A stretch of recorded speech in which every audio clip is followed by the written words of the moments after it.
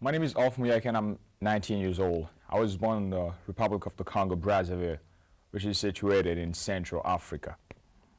I was 6 years old when the Second Civil War struck my country. My family and I were forced to move to a different place in order to survive. During that period of time, life was terribly difficult. My father had just gotten a scholarship to Europe for studies, and there was no way he could have come back because he would have probably got killed. My family and I, along with hundreds of different families, decided to walk. We didn't know where we were going, but luckily we ended up in a country called Gabon. In that country, we were never received well or treated well because there was always discrimination against everyone who came from the Congo. Later on, as we tried to settle in the country, my mother registered our family as refugees.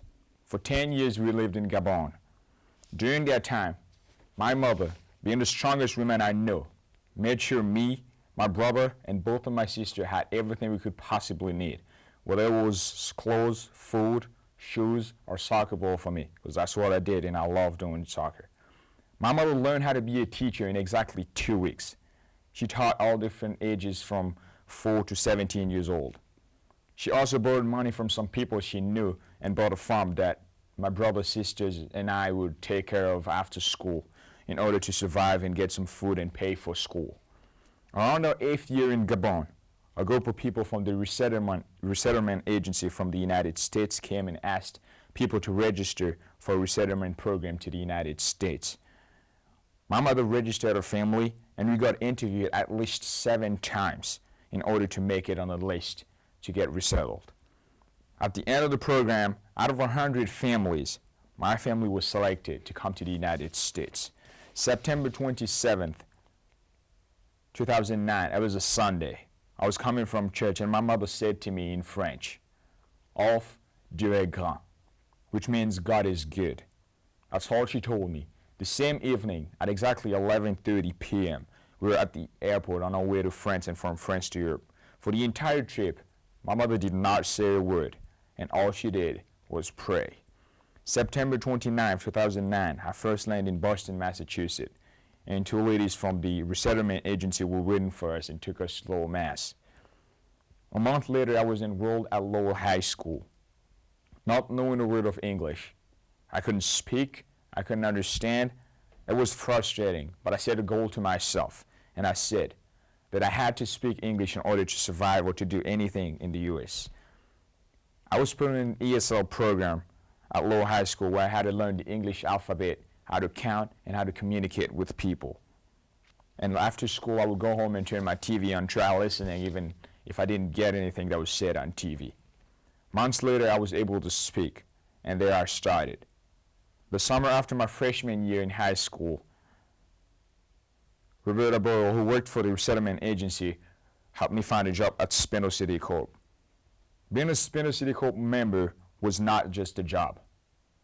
It also was and still is the best educational and fun program to me, because every day I woke up in the morning and put on that golden yellow t-shirt that said SCC on it.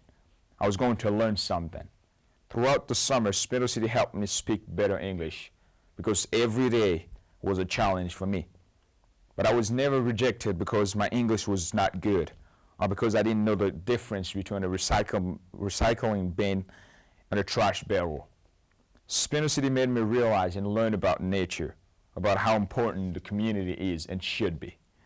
SCC taught me how to be a leader to myself and for those who needed leadership around me. It taught me how to appreciate all little things that I have, because one has to start little in order to grow.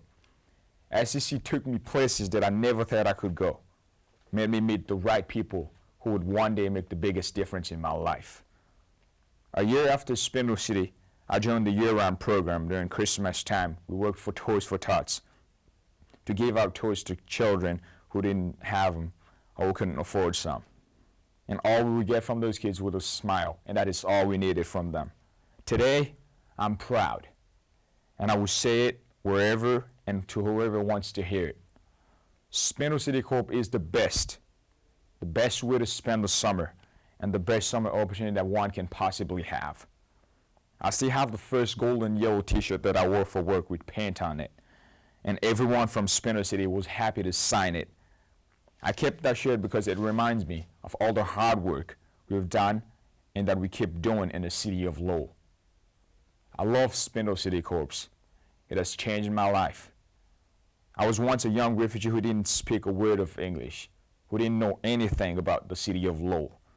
But today, because of Spindle City, I know the story of the community I live in. And because of SCC, I live to serve others, to help other people, to volunteer whenever I can. Thank you for supporting this program and the many others around.